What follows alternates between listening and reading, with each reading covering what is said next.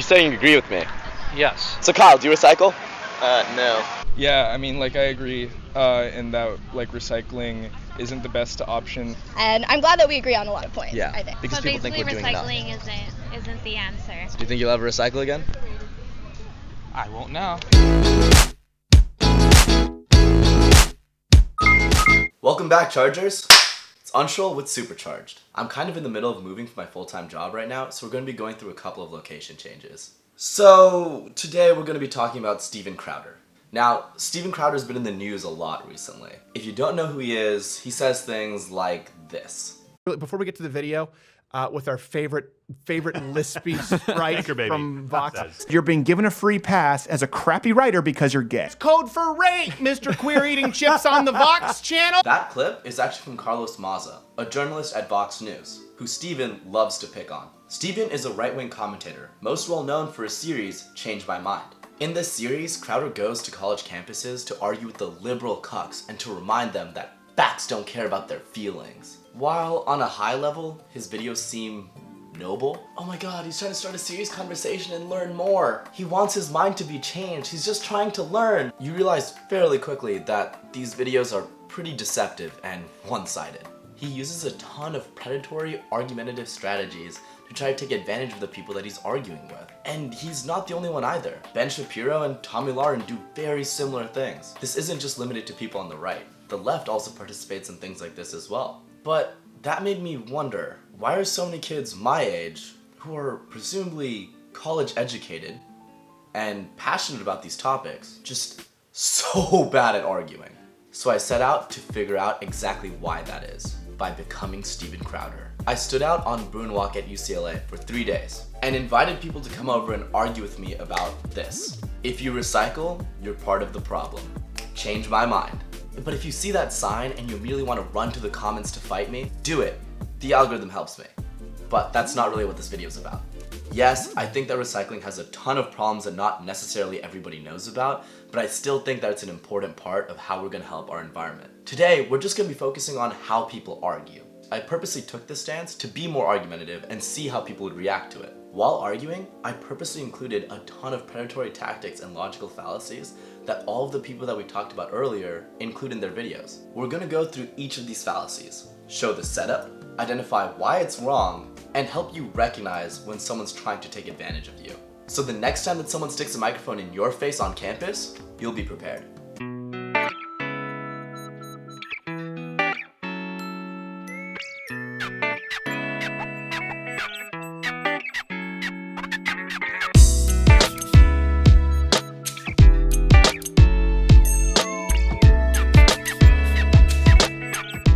Let's start with seeing this fallacy in action first. Try to see if you can spot the problem. For context to this clip, Jack, the guy arguing with me, was making a point about how people are bad at separating different types of plastic. I brought up single stream recycling, which is where even though we have multiple different routes for different types of recycling plastic, we put them all in one bin.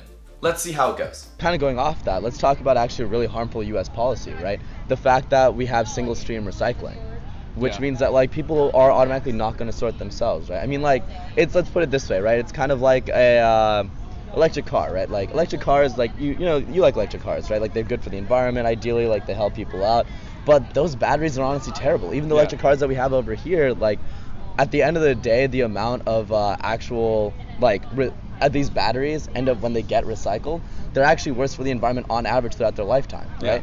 So how are we supposed to speak to that as like even a better solution when it's clear that like it's not going to work out? Did you spot the fallacy? This type of argument is known as a straw man fallacy.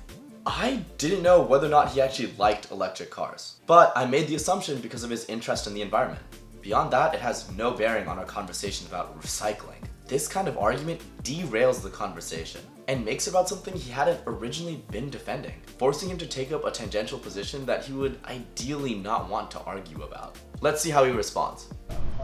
Yeah, I mean, I think that the whole electric car, any new cars on the road are going to be worse for the environment. Ooh, no, he defends it. Which lets me drone on about how bad electric cars are to the environment in their current state, and tangentially connect that to how bad recycling is.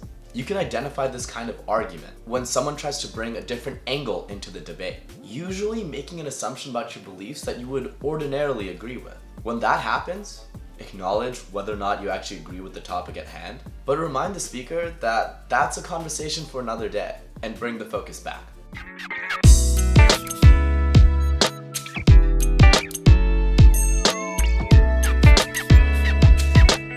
This one's a little more difficult to talk about, but it's also definitely one of the little more malicious ones. Here, I start the conversation with Chris, and I ask him point blank what he thinks about recycling. So you're probably one of those people that also recycles inside the public recycling trash cans. Yeah.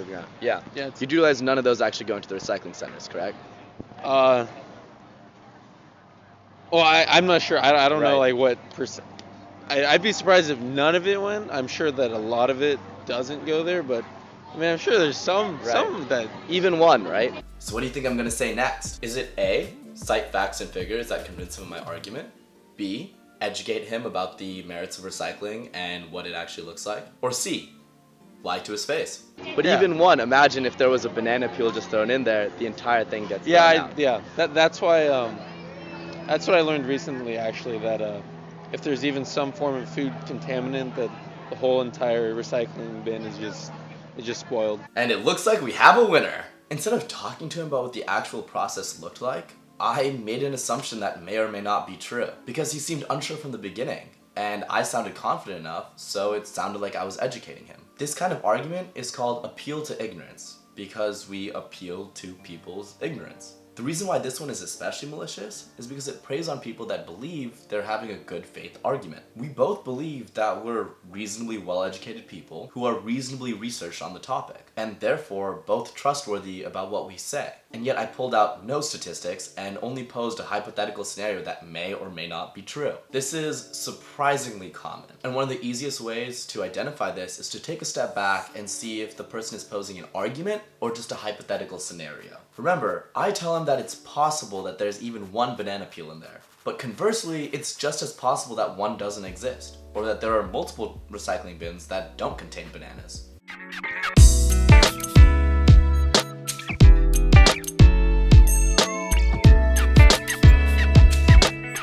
So in this one, I was in the middle of having a great conversation with Ravi. We talked about landfills and recycling and how there are different rates of effectiveness. One interesting thing is that he's from Simi Valley, which actually has a large landfill that helps the local economy. At the end of all this arguing and after convincing him, I asked him if he was ever going to recycle again.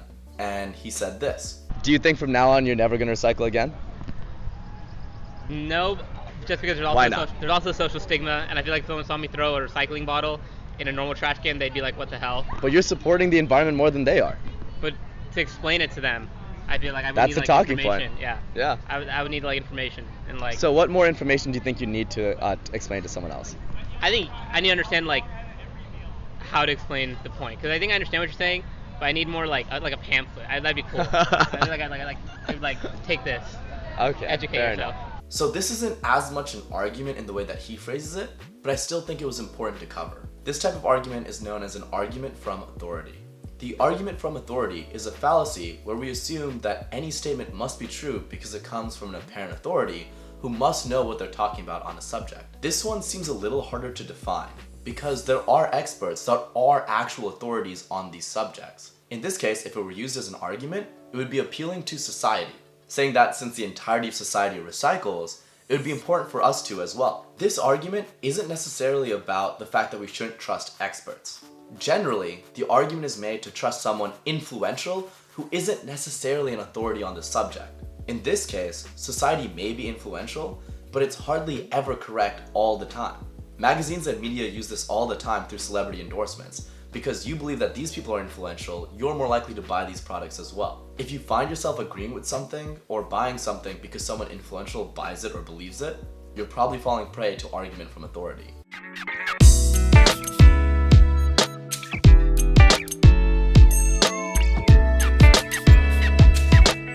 Now we're going to move into actual argument styles. In this case, appealing to the crowd. This is something Steven Crowder actually does pretty often. When you appeal to the crowd or the general consensus, it makes it feel like you're winning because you have more people on your side. I use it here in this conversation with Sophia. In this clip, we were actually talking about how corporations impact recycling when one of her friends interjected, and I took the opportunity to capitalize on his presence. As much as I understand and do agree with you on those points, I think that this is the mindset of someone who is environmentally conscious. You know, this is the mindset of someone who. Sorry, my friend just took a picture of me. Yeah, exactly. Right. That's why we need to Exactly. get them to vote with their dollar and show them that we're not going to support this, because we can't just ask them, right? Right. Like. Yeah. No, and I agree with you. It's just. In doing so, I completely avoided talking straight to her point or any questions that she had, instead engaging others that really weren't involved. This creates higher perceived social capital and makes it appear like you're arguing better. When you see this happen, there's a few ways to deal with it. First, you can acknowledge that someone new has joined the conversation and play to it, or acknowledge that someone else had been referenced but move the conversation back between you two. What Sophia ended up doing was continuing to talk to me. A natural reaction, but it makes it seem like she's losing the argument. I mean, let's talk about that a little bit too, right? Is that like the entire idea of where it goes into landfills? And like our friend over here said too, like a lot of these corporations don't really give a fuck. They're gonna throw this in landfills anyway if it benefits them. Exactly.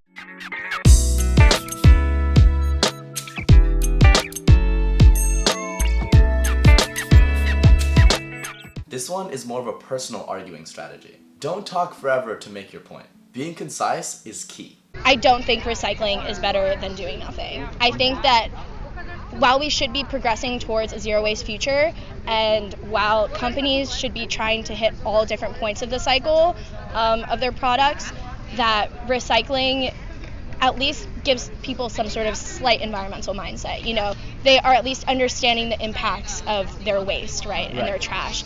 And the reason I'm saying this is because the past 2 days I attended an organization called the Environmental Media Association in Beverly Hills as a reporter for UCLA Radio, and I got to hear from some of the leaders in the environmental industry. And a lot of these companies, H&M, TerraCycle, Just Water, which is Jaden Smith's company, they're targeting every single point of the product chain, right? So of course they're trying to eliminate waste from the beginning and make sure all of their products can be repurposed in some way, but that's really difficult for a company, especially in the United States where we're so reliant on this waste culture. I actually just wrote an op-ed that's going to be up on UCLA Radio on our blog about waste culture. What's the URL? Shout out.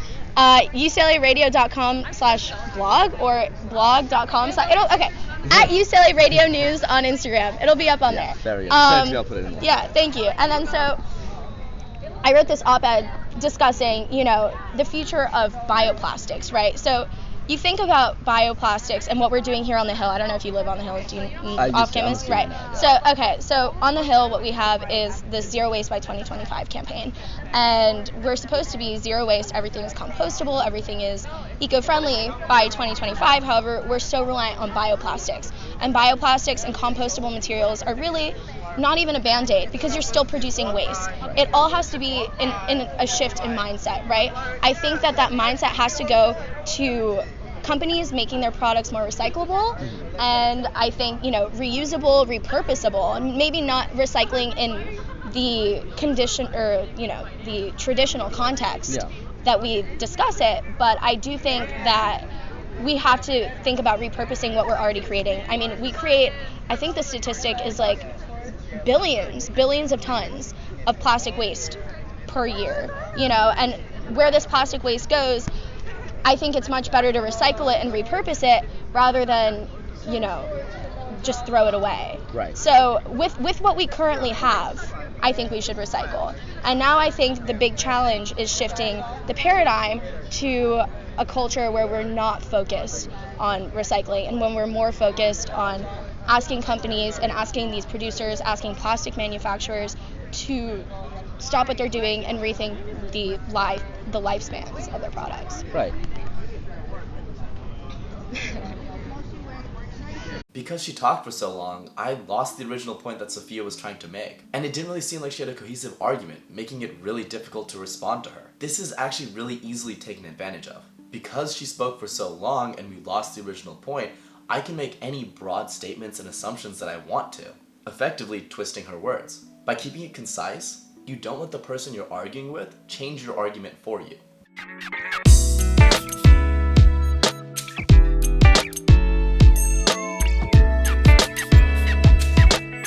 So, I'd been doing tricky things all day, but there was only one person that called me out on all of it. One of my friends, Kitty Who, actually came by to call me out, and Whew! She really did. Let's start at the beginning, when she calls me out on my YouTube voice. All right, we're back at it again with a good friend of mine, Kitty who? Kitty, this is my regular voice. What are you talking about? Kitty, how are you doing today? I'm doing well. So Kitty, you were telling me off camera that you're an advocate for recycling. I personally think that recycling is bad, period, and that nobody should ever recycle. I'd like you to change my mind. Okay, can I hear your points first? Okay, this is actually so important. Rather than take the bait and assume that the pressure's on her to change my mind, she makes sure to understand my viewpoint fully, so she knows exactly what she's arguing against and exactly how to dismantle it. All right. So what I believe personally is that recycling reinforces a society that is complacent with the current meta of essentially what we're doing, and allows people to ignore more important preventative measures in favor of single stream recycling, which is shown not to work. Okay. Do you think that you're presuming something that may not be true for all of society, but may be true for yourself or your immediate circle? And now she's putting me on the defensive. The entire game of mine today was to be as offensive as possible, so I could keep my beliefs malleable and change them anytime I wanted to. But now I had to seriously define them in a way that she could attack. So do you feel like you thinking that people are complacent in thinking that recycling is doing a whole lot is just like what you think or what you perceive from the people you're surrounded with? So here she's defining her point a little further, but then she hits me with the, I don't think so. Okay. And I think that what you're trying to see is like whether or not I know the actual like calculations of the like if I have. So part of the issue too isn't necessarily the data, but it's the actual implementation, right? So what we have right now is single stream recycling, right? oh, that one hurt. She identified the weakest points of my argument, saw through the aggressive front I'd been putting on, did not assume I was arguing in good faith, and went straight for the jugular by checking whether or not I had the numbers to back up my claims.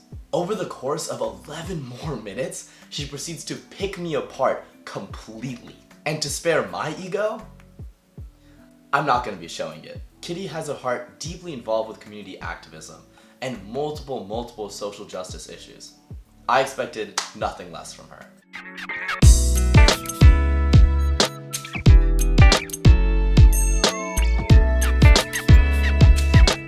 So let's talk about some takeaways from this video. First, don't assume that people are arguing in good faith. If people are asking a ton of questions without clarifying what they mean, it allows them to change any of their beliefs to be whatever they want it to be. Make sure to check citations. Ask them where they got certain beliefs from or who they're citing. If they say they can't remember, it's not rude to say that you can't necessarily trust it. Also, second, did it seem like I wanted my mind changed? No, I was so aggressive. This is one of the biggest problems with change my mind.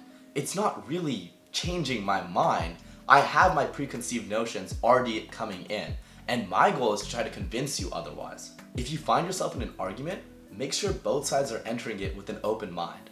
Otherwise, it's just going to be frustrating for both sides. The premise of the topic, if you recycle and change my mind, is also incredibly sneaky. It puts the burden on you to prove something to me and to change my mind, instead of just having a conversation about what the actual topic is about. Finally, the topic itself is meant to be inflammatory and provoke an emotional response. In a lot of Crowder's videos, the topics are deeply controversial and are meant to provoke a very emotional response. With these topics, people often respond with anger instead of argumentation, which is completely valid. When someone walks up to you and says, "There is no such thing as rape culture, change my mind," you're going to feel pissed. But this feeling feeds into the outrage cinema that people like Crowder are trying to reproduce. For me, I found that recycling was enough of a personal topic for people to feel strongly about it. But I didn't want to do a video on something that would personally attack an individual or a group, and that's why I chose this topic. In conclusion, there are tons of argument tactics and fallacies and issues. To make a video on all of them, we'd be here for years. Here, we covered a lot of the more common ones. What I really want you to take away from this video is good faith versus bad faith arguing. When in good faith, a lot of these don't apply. Most times it's a conversation with you or a friend that actually wants to learn more about what the other side is talking about. But when confronted by someone who has ulterior motives and just wants to win, That's when you need to practice the dark arts to protect yourself against bad faith arguing. Wingardium Leviosa. Next time someone tries to pull you into a one-sided discussion, give them a piece of your mind for me, will you? That's all I have for you today. Make sure to like this video and comment down below about how you argue, or what do you think about recycling, or even what topic you want me to do next. Don't forget to subscribe to Supercharged and ring that notification bell if you want to see more. Until next time, have a supercharged day.